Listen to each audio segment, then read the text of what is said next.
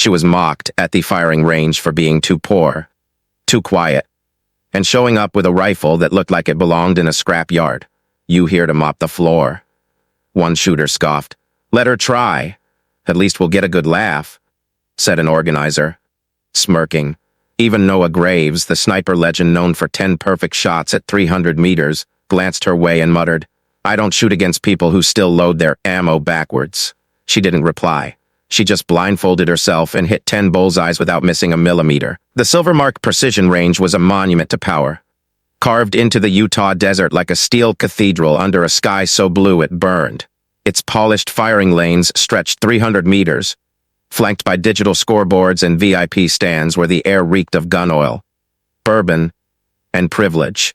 This wasn't a place for amateurs. It was the proving ground for America's elite senators with private jets, generals with classified clearances, defense tycoons who bankrolled wars. The desert wind carried whispers of their deals, their egos, their untouchable status. This week, Silvermark hosted the Precision Duel, a 2025 invitation-only marksmanship challenge that drew the world's best Olympic medalists, retired Marine snipers, and Noah Graves, 38, a square-jawed legend whose 10 consecutive bullseyes at 300 meters had made him a god. The crowd, draped in tailored jackets and tactical gear, filled the stands, their sunglasses glinting, their conversations laced with condescension. They weren't here for upsets. They were here to crown their king. Harper Vale, 25, stepped onto the range, her low ponytail swaying under a faded gray hoodie, her worn jeans fraying at the knees, her canvas shoes, scuffed and nameless, crunched on the gravel. Each step, a quiet rebellion against the polished boots around her. She carried a chipped M24 rifle, its forest green paint worn to bare metal, its stock scratched from years of use. The weapon looked like a relic, a forgotten piece from a bygone war. But Harper held it like an extension of her body. Her hazel eyes, sharp yet calm, scanned the range, taking in the firing lanes, the wind flags, the crowd sneers, whispers cut through the air like shrapnel. Who let the intern into the VIP section, a defense contractor? Victor Lang, 50D, muttered, swirling bourbon in a crystal glass. That rifle's older than my dog.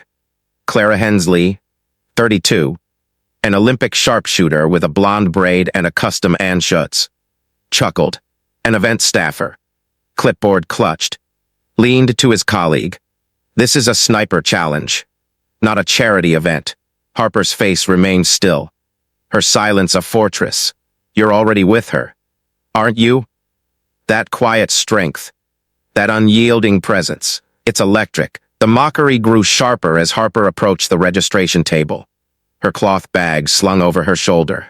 Richard Bantz, 55, a retired colonel and head judge, his silver mustache gleaming, squinted at her. "You sure you're in the right place? Kid shell casings need sweeping over there." The crowd nearby erupted, their laughter a low rumble. Clara, polishing her rifle's scope, smirked. "Sorry, hun. Are you here to register or refill the scorecards?" Greg Palmer, 40, a tech mogul in a tactical vest with a custom logo, clapped sarcastically. "You bringing that relic to sell for scrap eBay might still buy nostalgia." Harper unzipped her bag, pulling out a wooden box of hand-loaded ammo, each round meticulously arranged, their brass casings polished to a dull shine. She loaded her M24 with fluid precision, her fingers steady despite the jeers. As she worked, Greg waved a stack of cash in the stands, shouting, $50, says she doesn't hit the target once. Clara tossed in 100. "I'll double it if she cries." After missing laughter rippled, phones recording the spectacle. Richard smirked, adding, "I'll throw in my cigar collection if she even grazes the board." A young staffer, pressured, posted the bets on a whiteboard titled, "The Rookie's Flop." Harper overheard, her fingers pausing on her ammo, her hazel eyes burning but steady. Her inner monologue hardened. "They're betting on my failure like it's a game." I'll make it their regret. The audience's rage ignites, their hearts pounding at this public wager on Harper's humiliation. The crowd's cruelty, a suffocating weight. Her inner monologue was steel. They think they know me. That's their first mistake. The audience's anger surges, their fury a spark against this venom. Noah Graves stood at the range's edge, his black tactical gear pristine, his blue eyes cold as a glacier. At 38, he was Silvermark's undisputed king. His 10-time record, 10 bullseyes at 300 meters. No scope's a legend carved into the range's history. His jaw was set, his posture commanding. But his glance at Harper held a flicker of amusement. I don't shoot against people who still load bullets the wrong way, he said, his voice carrying to the stands.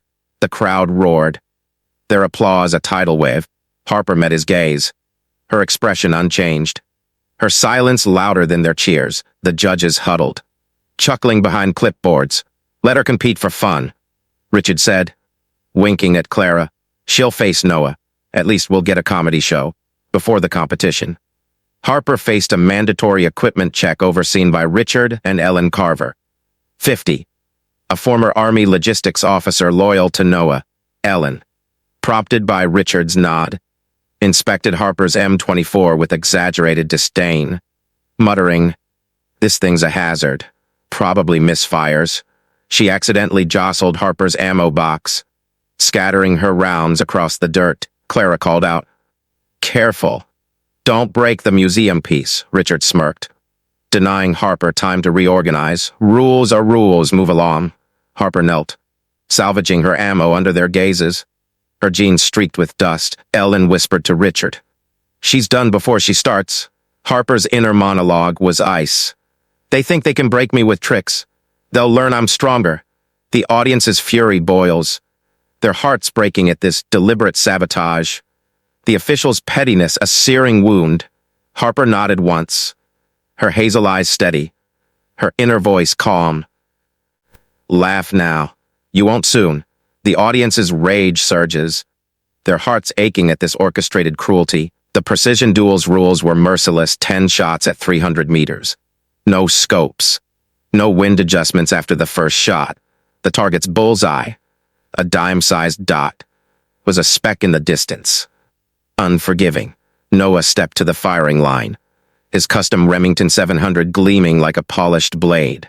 The crowd hushed, the scoreboard's camera zooming in. He fired 10 dry cracks, each a heartbeat apart, his stance flawless, his breathing controlled. The big screen flashed 10, 10. Dead center. The stands exploded. Chants of Graves, Graves shaking the air. Noah turned, his smirk aimed at Harper. "You still want to shoot? Or should we bring you tissues now?" Clara clapped, laughing. Greg shouted, "Save us the cleanup." Kid Victor Lang raised his glass, toasting Noah's dominance. Harper walked to the line, her faded hoodie a rebellion against their Polish, her chipped M24 a challenge to their wealth. She said nothing, her silence a blade. The audience's rage peaks, their hearts breaking at this public crucifixion, their fury a gathering storm. At a pre-duel reception the previous evening, the crowd had mingled over cocktails, their chatter turning to the legend of Owen Vale, the Marine sniper whose phantom shot 10 blindfolded bullseyes at 300 meters remained unmatched. Clara, glass in hand, sneered to a group. If Owen Vale saw this girl with his rifle, he'd roll in his grave. Greg chuckled, adding, "She's probably some wannabe pretending to know his name." Richard, overhearing, joined in. Vale was a god. "This kid's an insult to his memory." The laughter spread, spectators toasting to real snipers. Harper, nearby, retrieving her gear from a locker, heard every word, her fingers tightening on her M24's strap. Her hazel eyes were a storm, her inner monologue aching. "They mock my father to mock me." They'll choke on those words. The audience's blood boils, their hearts raging at this desecration of Harper's heritage. The crowd's arrogance, a toxic cloud. Harper set her M24 on the firing bench, her movements deliberate, almost ceremonial. She kicked off her canvas shoes, standing barefoot on the concrete, her toes curling against the cool surface, grounding her to the earth. From her cloth bag, she pulled a black silk cloth, a blindfold. The crowd's murmurs died, replaced by a stunned silence. She tied it over her eyes, the knot tight, her world now darkness. The laughter erupted anew. She thinks this is a daredevil audition, Greg jeered. His phone out. Filming. Clara snorted. What's next? Juggling the ammo, Noah leaned against a post, his arms crossed, laughing softly. Just don't shoot a spectator. Please. The judges exchanged glances but didn't stop her. She wasn't breaking rules, and they craved her failure as Harper adjusted her blindfold. The crowd, egged on by Greg and Clara, started a rhythmic chant. Miss it. Miss it. Their voices echoed. Some banging on the stands. Richard smirked, whispering to Ellen. Let them have fun. Young shooters held up signs reading back to the scrapyard. Clara tossed a paper cup toward Harper's bench. Missing, but laughing. Harper's hands were steady, her inner monologue resolute. Their noise is their fear. I'll silence it with my shots. The audience's rage explodes, their hearts shattering at this mob-like cruelty. The crowd's sadism, a suffocating trap. Harper's hands found her rifle, her fingers tracing its worn grip, feeling every scratch, every dent a map of her past. Her inner monologue whispered, "This is my range now. You're on edge. Aren't you? That bold move, that blindfold. It's a spark in the dark." The range fell silent. The desert wind's whistle, the only sound. Harper breathed, her chest rising, her ears attuned to the air's subtle shifts, the rustle of a distant flag, the faint hum of the scoreboard. She fired. The crack split the air, sharp and final, like a thunderclap in a silent canyon. The big screen zoomed in, bullseye, dead center. The red dot obliterated, the crowd's laughter choked, their faces frozen, their sunglasses slipping. Shot two, same rhythm, same precision.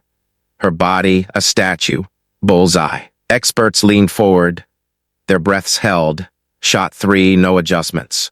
Her stance unyielding, bullseye. Jack Coulter, 62. A retired Marine with a scarred face, muttered, "No, this style." Only Owen Vale ever pulled this off.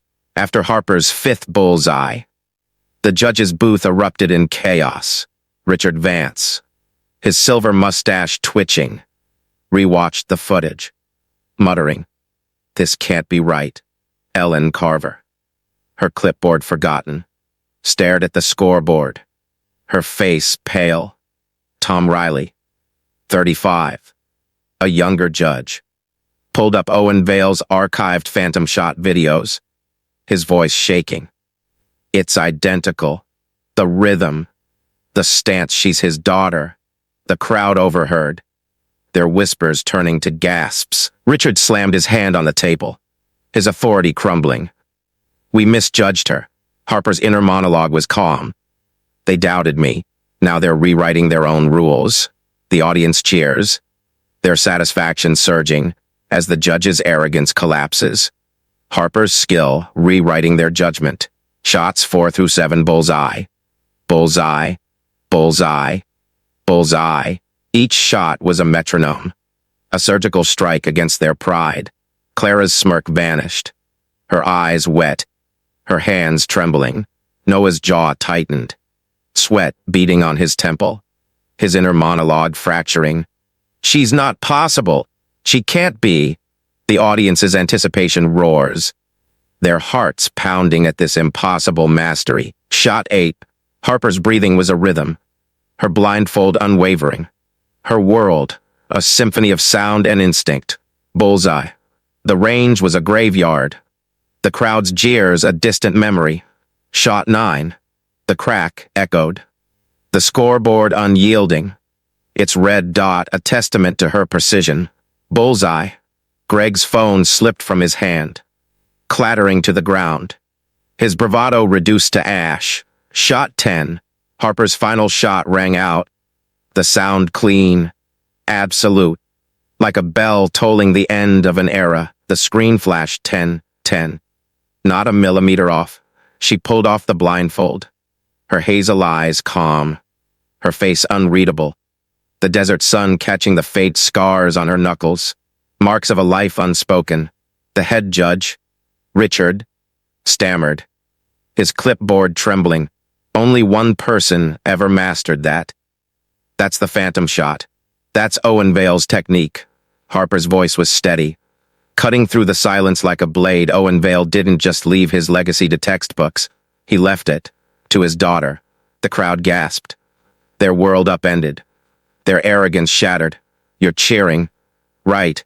That reveal. That triumph.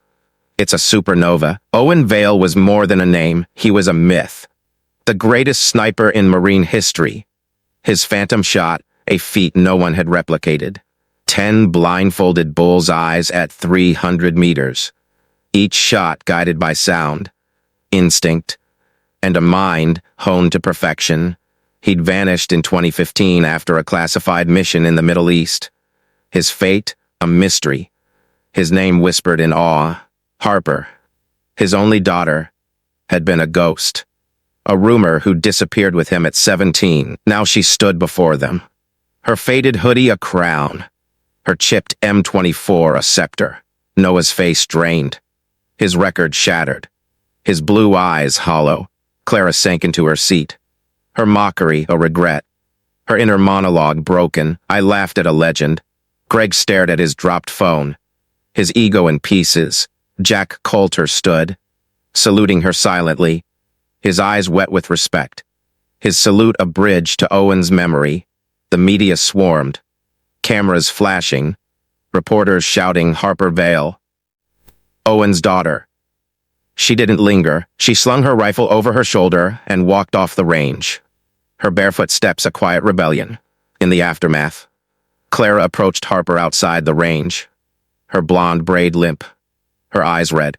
I was wrong, she said, her voice breaking. I mocked you, and you're incredible. Harper nodded once, her hazel eyes steady but not cruel. Clara's inner monologue spiraled. I thought I was untouchable. She's the real champion. The media captured the moment.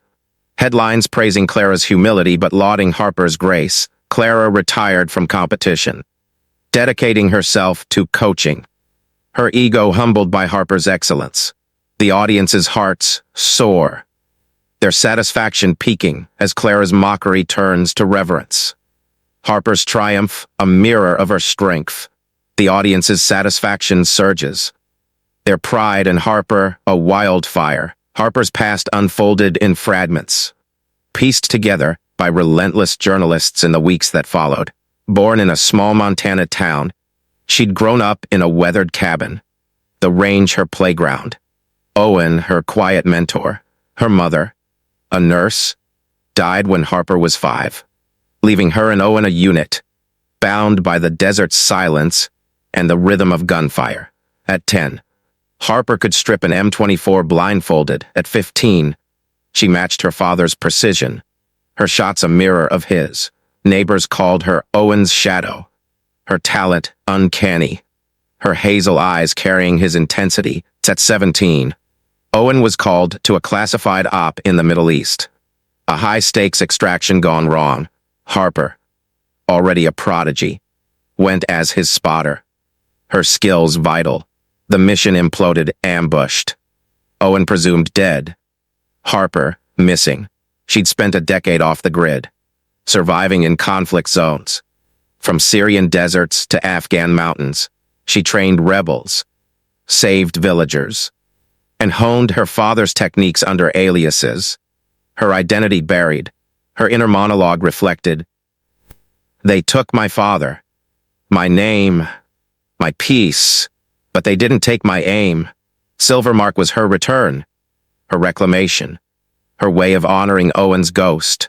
You're in awe, aren't you? That backstory, that resilience, it's her heartbeat. The crowd's cruelty had deep roots. Each mocker driven by insecurity. Noah, despite his records, lived in Owen Vale's shadow. his ego a fragile shell. His inner monologue before Harper's shots was smug. No one can touch me, not some nobody with a junk rifle. Yet Owen's name haunted him. A standard he could never meet.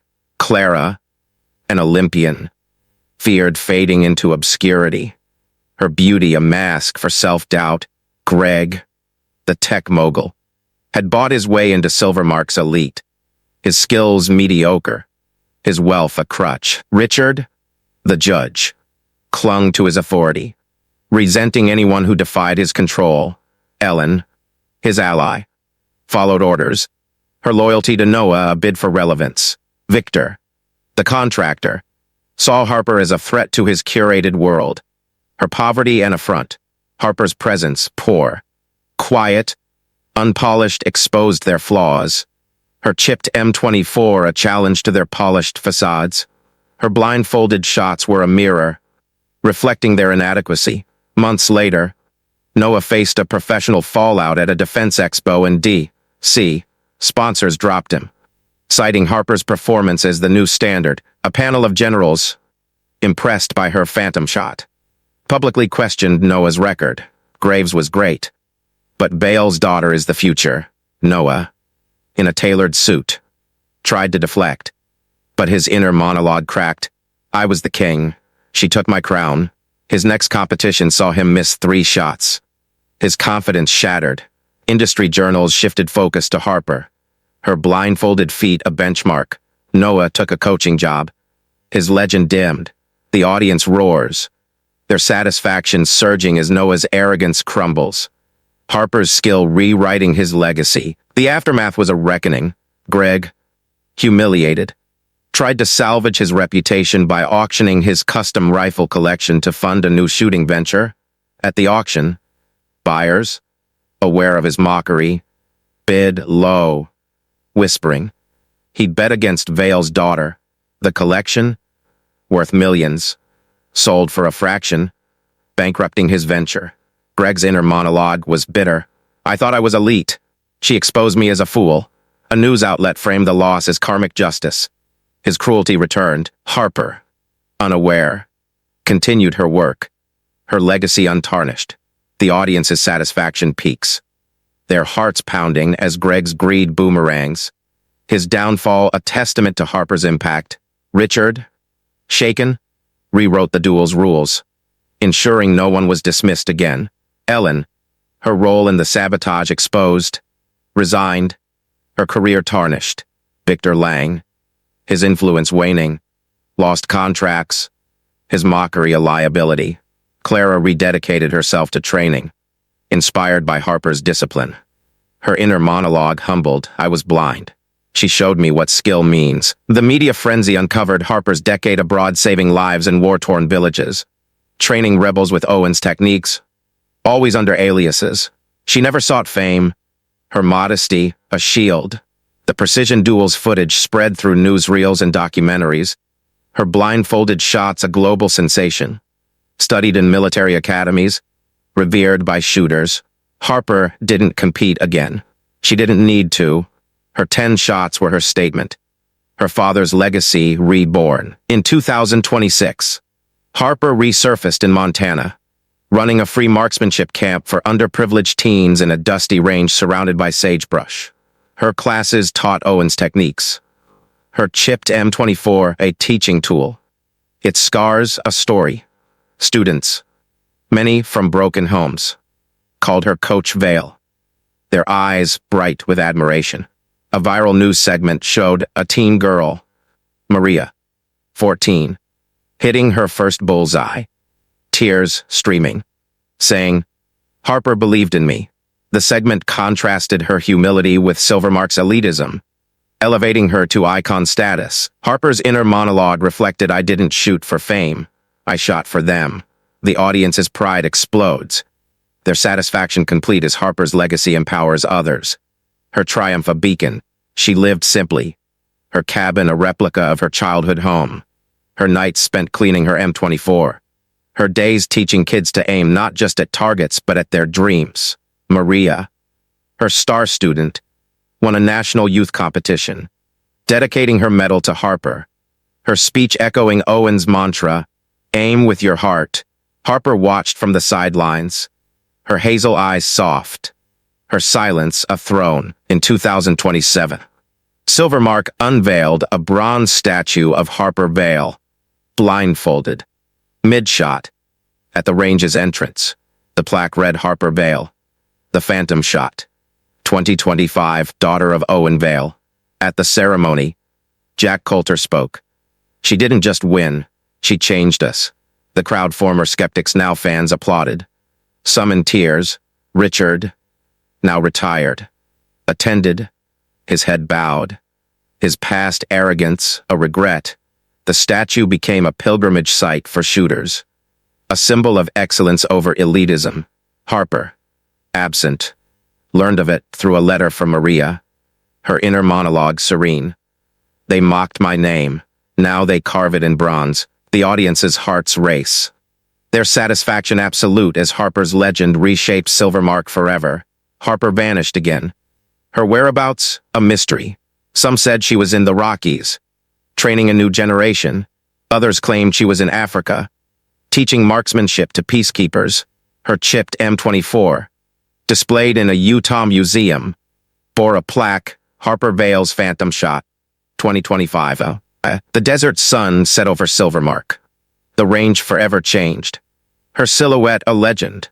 Owen Vale's daughter had spoken not with words, but with 10 perfect shots, each a testament to her strength, her silence, her aim, her final inner monologue. As she walked away, was clear, "I didn't come to win. I came to show them who I am."